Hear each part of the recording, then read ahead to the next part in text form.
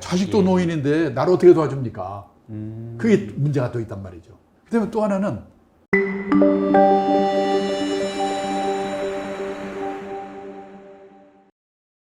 예, 자, 트러스턴 자산운용의 연금포럼 대표님 맡고 계시는 우리 강창희 대표님과 은퇴 설계와 노후 준비에 대해서 지금 말씀을 나누고 있는데요. 앞선 시간에 특히나 이제 싱글의 시대에서 노후 준비에 대한 어떤 심각성을 좀 많이 설명해 주셨습니다. 근데 사실 예전에 제가 기억을 떠올려 보면은 저희 부모님 세대가 특히 그랬던 것 같아요.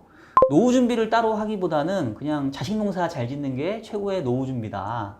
그렇게 해서 엄청나게 이제 자녀들에 대한 교육이라던가 투자를 이제 많이 했던 것 같은데, 네. 뭐 싱글의 시대, 뭐 물론 이제 배우자가 일찍 이렇게 사별할 수도 있겠지만 자식을 잘 키우면 이게 또 하나의 훌륭한 노후 준비가 될 수 있지 않을까요? 우선요, 그 몇 년 전에 서울시에서 65세 이상 된 부부들에게 물어봤습니다. 예, 두 분이 같이 살다가 한 네. 분이 돌아가시고 나면 혼자 되시면 다시 자녀들하고 같이 살겠습니까? 이렇게 물어봤더니 같이 살겠다는 대답은 20%고 50%는 자식들하고 멀지 않은 데서 혼자 살겠다. 30%는 실버타운 같은 노인 전용시설로 가겠다. 그러니까 80%가 자식들이 안 살아주는 게 아니라 네. 본인들이 불편해서 혼자 살겠다는 거죠. 우선 이제 며느리와 문제라든지 생각이 달라진 게 하나가 있고 또 부모 세대가 약간의 경제력이 있기 때문에 그런 건 있겠죠. 네. 그럼 혼자 살면서라도 자녀들이 뭡니까 부모 생활비를 도와주면 되는 게 아니냐 이렇게 생각할 수가 있는데 그렇죠. 보니까요 이게 1960년대만 해도 우리나라 여성 어머니들의 평균 수명이 54세였거든요. 근데 2018년 기준으로 우리나라 여성 어머니들의 평균 수명이 86세예요. 많이 그러니까 32년 늘어났어요. 예. 그러니까 60년대까지만 해도 수명이 짧았기 때문에 노무 부양 기간이 평균 5년이면 끝났거든요. 근데 앞으로 100세 시대에는 25년에서 30년. 이제는 노인을 부양해야 되는 시대예요. 그러니까 자식도 예. 노인인데 나를 어떻게 도와줍니까? 그게 문제가 또 있단 말이죠. 그다음에 또 하나는 지금 요즘 많이 그러잖아요. 자녀 세대가 부모 세대보다 못 사는 시대가 됐다고 그러잖아요. 맞아요. 요즘 그렇습니다. 우선요. 통계청 자료를 보니까 부모 세대보다 자녀들 세대의 형편이 나아질 거라고 생각하는 분이 얼마나 될까? 30%밖에 안 돼요. 이게 능력이 없어요. 네. 그다음에 또 하나는 인식의 변화인데 생각의 변화예요. 자녀들의. 뭐냐면 부모 부양 책임은 누구에게 있다고 생각하십니까? 이렇게 물어봤더니 바로 얼마 전 1998년도만 해도 90%가 가족에게 있습니다. 그 말은 자녀한테 있다는 얘기였거든요. 그렇죠. 예. 당연한 얘기인데. 근데 작년에는 그 비율이 자녀에게 있다는 비율이 20%로 줄어버렸어요. 그럼 누가 책임을 져야죠? 그리고 누가 책임지냐? 가족과 사회 모두에게 있다. 이 말은 그러지만은 사실은 부모님들한테 있습니다. 이런 얘기랑 똑같은 거예요. 그게 62%고요. 네. 아예 노골적으로 부모님도 알아서 하셔야죠. 한 게 17%예요. 아유, 자식들만 믿고 살다가는 큰일 나겠네, 아주. 우선 부양 기간이 옛날같이 짧지 않고 긴 게 문제. 네. 생각이 바뀌었고 능력이 없고 그런 게 어렵다는 거예요. 네. 아니, 근데 사실은 그럼에도 불구하고 지금 젊은 부부들도 그렇고, 뭐 저희 세대도 그렇고, 자녀들을 양육시키기 위해서 또 양육비가 엄청나게 많이 들어가잖아요.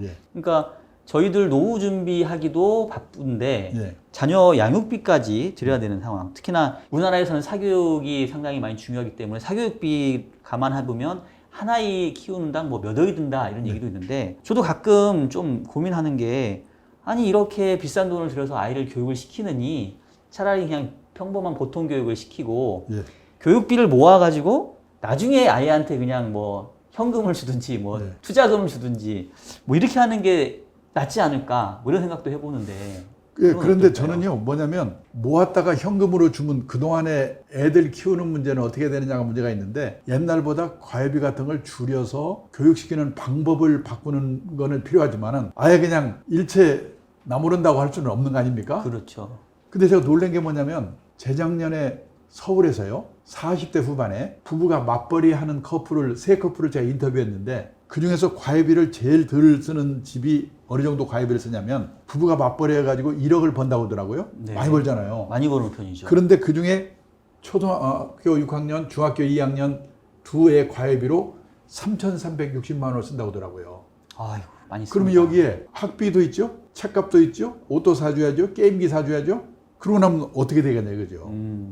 근데 우선 돈이 많이 들어가는 문제가 있고, 두 번째로는 과외비라는 게 뭐냐면 대부분이 그 어머니들이 여기저기 수소문해가지고 유명한 선생님이 누구야? 어머니들끼리 이게 좀 네트워킹을 통해서 조사해서 시간표를 짜가지고 애들을 돌리잖아요. 그렇죠. 그러니까 뭐냐? 과외비를 써가지고 공부를 시키는 건 좋은데 그 자녀들에게 생각하는 능력, 스스로 판단하는 능력을 말살시켜버리는 거 아닌가 그런 생각이 들어요. 제 외손자 얘기를 해서 죄송한데요. 그 딴짓과 마찬가지로 과외 공부를 시켰어요. 근데 생각을 바꿔가지고 시골에 대안학교를 보냈는데 네. 과외 공부하는 돈 대신에 기숙사비로 충당한다고 했어요. 6개월쯤 있다가 다시 만났더니요. 스스로 생각하는 힘이 나타나더라고요. 그리고 책도 읽고 혼자 생각해서 뭔가 이렇게 해봐야 되겠어. 그래서 저는 뭐냐면 자녀들을 독립시키는 거 있잖아요. 네. 그리고 스스로 생각할 수 있게. 저는 그게 지금 제일 중요한 것 같아요. 요즘 뭐냐면 직업이 뭐 예를 들어서 옥스퍼드 대학의 마틴 스쿨 거기에 고용의 미래라는 보고서를 거기서 냈는데 2033년이 되면 현재 있는 직업의 47%가 사라진다는 거잖아요. 그렇겠죠. 그 새로운 직업이 직업. 뭐 생기고 사라지고 생기고 사라지고 그러기 때문에 옛날식으로 과외 공부해서 잘 외워가지고 시험 잘 봐서 해봐야 이렇게 직업이 사라지는 시대에 적응을 하겠느냐 이거죠. 그러니까 저는 지금 자기 자녀 교육에서 우리가 제일 먼저 생각해야 될 게 뭐냐면 스스로 생각하고 판단하고 바뀐 세상에 적응할 수 있도록 교육시켜야 되니까 지금까지 돈으로 하는 방법으로 안 된다 이거죠. 네. 고민해 봐야 되고. 그 다음에 또 하나는 뭐냐면 애들에게 이 돈이 무엇이고 그 다음에 돈 관리를 어떻게 해야 되고 자립교육을 시켜야 되는데 그런 교육 시킬 기회가 없잖아요. 이거는 돈이 있어서 되는 게 아니잖아요. 이거는 그렇죠.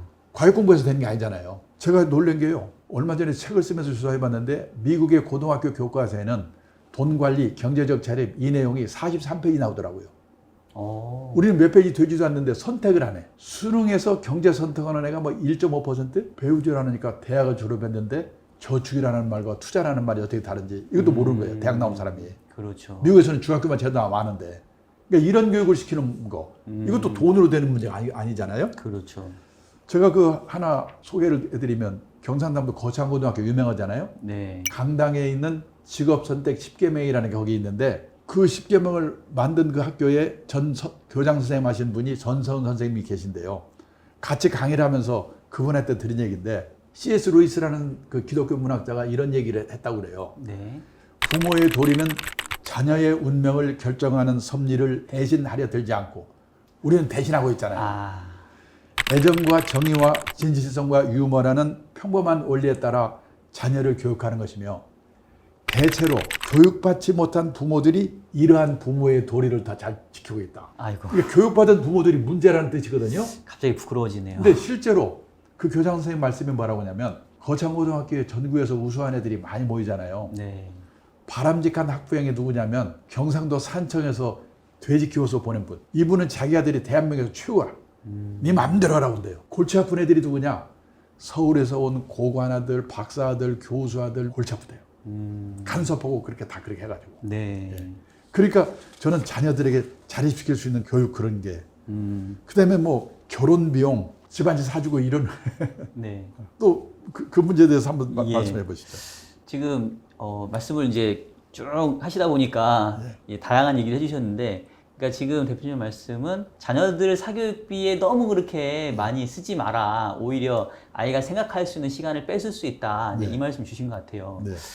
조금 사실 저도 부모로서 네. 머리로는 이해가 되긴 하지만 네. 막상 또 저희 자녀가 이렇게 학교에서 이렇게 조금 앞서 나가려고 한다면 또 네. 사교육을 포기할 수는 없는 문제긴 한데 네. 그거는 뭐 그렇다 치더라도 네. 또 걸리는 문제가 결국은 자녀를 양육함에 있어서 양육비, 교육비도 많이 들어가지만 결국 나중에 이제 결혼 비용도 생각 안 할 수가 없잖아요. 네. 네. 특히나 이제 저는 또 아들만 둘이어가지고 왠지 아까 얘기했던 것처럼 이제 부모보다 자녀 세대가 더 못 사는 세대가 돼서 스스로 뭔가 이 친구가 뭐 주택을 구입하고 이러기가 좀 어려울 것 같아서 부모로서 뭔가 이제 도움을 줘야 될 것 같은 이제 그런 부담이 상당히 많이 들거든요. 네. 그렇게 자녀를 도와주는 게 네. 어떻게 보면 부모 입장에서는 자녀가 자립을 빨리 해야 부모도 노후 준비를 좀 더 수월하게 할 수 있으니까 네. 그거는 그렇게 나쁜 방향은 아니지 않을까요? 근데 뭐 저는요, 자기가 그럴 능력이 있는 분들이 자녀들한테 나중에 자연스럽게 하는 건 좋은데 그렇게 하면서 자녀에게 자립 정신이라든지 네. 이거를 해치는 일이 있어서는 안 되겠다. 절약을 못하게, 맞으면 돈이라는 게 별거 아니야 이렇게 생각을 하도록 만들면 나중에 큰 화가 오니까 그걸 조심해야 되겠다는 게 하나고요. 네. 두 번째는 뭐냐면 지금 이 시점에서 과연 무리해가지고 요즘 영끌에서 집을 산다고 그러잖아요. 네. 그렇게 하는 것이 바람직한지에 대해서도 한번 생각해 봐야 되는 게 뭐냐면 요즘 자산 격차, 상위 20% 부자들이 하위 20% 어려운 분들의 갖고 있는 자산이 몇 배인가. 이게 2017년에는 100배 정도였는데 네. 2020년에는 167배가 됐다고 하더라고요. 네. 그러다 보니까 지금 사람들이 저 사람은 영끌에서 집 사가지고 몇 년 사이에 이렇게 바뀌어졌잖아. 그렇죠. 이런 생각을 한단 말이죠. 근데 제가 걱정되는 게 뭐냐면은 이웃나라 일본의 사례를 보니까 지금부터 30년 전 일본의 법을 경길 때는요. 우리나라와 마찬가지로 무리해서라도 집을 사야 된다고 생각하는 사람들이 많았거든요. 네. 근데 지금 보니까 그때와 30년 전에 크게 달라진 게 뭐냐면 첫째, 지난 30년 동안 일본 집값, 땅값이 계속 떨어졌어요. 그 그렇죠, 특별한 데를 일본은. 제외하고는. 네. 그렇게 생각이 바뀌는 거예요. 그래서 집에 대한 생각이 집 없으면 어때? 빌려 살면 되는 거지? 이런 생각으로 바뀌더라고요. 네. 그리고 또 하나는 뭐냐면 집에 대한 애착이요. 일본이나 우리나라처럼 농경 문화를 가진 나라들이 유목민 국가나 해양 국가 이동을 전제로 하는 나라와 달리 내 집, 내 땅에 대한 집착이 무지하게 강하거든요. 네. 근데 일본은 30년 사이에 집값 땅값이 떨어지니까 집 없으면 어때? 빌려 살면 되는 거지? 내가 지금 몇 억의 금융자산이 있는데 집이 없다. 그러면 돈을 좀 빌려가지고 집을 살까? 아니면 집 사면 세금 내야지, 수리해야지, 골치 아프니까 에이, 집은 그냥 빌려 살고 이거 가지고 딴 데 투자할까? 냉정하게 생각하거든요. 근데 지금 우리나라에서는 내 돈이 하나도 없더라도 은행에서 빌릴 수만 있다면 무조건 집 사는 거 아니에요. 그렇죠. 뭐 최근 조급증 때문에. 상황은. 예, 돈은 넘치지 금리는 낮지. 그래서 저는 어떻게 보면 지금 이 상황이 비정상적인 상황이기 때문에 네. 이게 계속 끌고 갈 거냐 하는 문제를 생각해 봐야 되고 사실 그동안에 농경 문화라는 게 특유의 그 일본과 우리나라의 공통점. 두 번째는요. 베이비붐 세대들이 태어나면서 집값을 올렸거든요. 네. 일본도 마찬가지, 우리나라 마찬가지인데 일본은 베이비붐 세대의 내 집 마련이 이제 끝났어요. 이제는 집을 팔 사람만 있고 살 사람이 별로 없어요. 근데 우리나라는 출산율 자체가 거의 일본의 1.5배쯤 돼요. 예를 들어서 일본의 베이비붐 세대가 합계 출산율이 4명대가 베이비붐이었거든. 우리나라는 6.3명 뭐 이런 5명대 기간이 일본은 6년으로 끝났는데 우리는 28년 동안에 2,700만 명을 낳더라고요. 훨씬 길었네요. 그렇죠. 그러니까 그 사람들이 집을 사면서 아직도 다 끝나지 않았거든요. 네. 막 지금 올리고 있는 거예요. 이것이 과연 일본을 보니까 계속 그렇게 가겠는가 하는 게 하나 있는 거예요. 그럼 그다음에 도시화. 시골에 살던 분들이 도시로 나가면서 집을 사야 되잖아요. 그게 도시화라고 그러거든요. 네. 그 현상 때문에 일본도 우리나라도 집값을 올렸는데 일본은 도시화가 끝나가지고 오히려 도시로부터 시골로의 역류 현상이 일어나고 있어요. 근데 우리나라는 곧 그날이 멀지 않았는 게 뭐냐. 우리나라의 도시화율. 전체 국민 중에 도시에 사는 인구의 비율이 몇 퍼센트냐가 도시화율이거든요. 놀랬는데요. 싱가포르, 홍콩 다음에 세 번째로 우리나라가 도시화율이 높은데 90%예요. 아우. 대개 도시화율이 80%에서 멈춘다거든요. 대부분의 네. 나라에서는. 우리는 아직 90%인데 계속 진격하고 있어요. 이게 영원히 갈 건가. 이런 거를 한번 생각해 봐야 되겠다. 그래서 저는 당장 지금 이런 분위기인데 함부로 내가 집을 사세요 파세요 이러면 못하고 이런 말 잘못했다 댓글에 제가 막 올라오는 게 정말 심장마비에 걸릴 것 같아서 함부로 아이고. 말 못하겠는데 네. 정말 조심은 좀 해야 되겠구나. 네. 그런 생각을 합니다. 얼마 전에 뉴스를 보니까 최근에 그 서울에서 부동산을 산 주요 세대가 2030 세대라고 예, 예. 얘기를 하더라고요. 예. 아까 제가 말씀드렸던 것처럼 아마도 그들의 자립에 의한 것보다는 이제 부모 세대가 좀 도와줬던 그런 형태라고 볼 수 있겠는데, 뭐 여러분 오해를 하지 마십시오. 뭐 예. 지금 대표님께서 얘기하신 거는 일본의 사례를 보니까 예. 시간이 지나면서 너무 도시화가 돼 있기 때문에 나중에는 이제 집값도 하락할 수 있고 예. 또 뭐 최근에 일본에서는 빈집 문제도 좀 생기고 있으니까 조금 균형을 잡힌 그런 시각을 좀 얘기를 해주신 것 같습니다.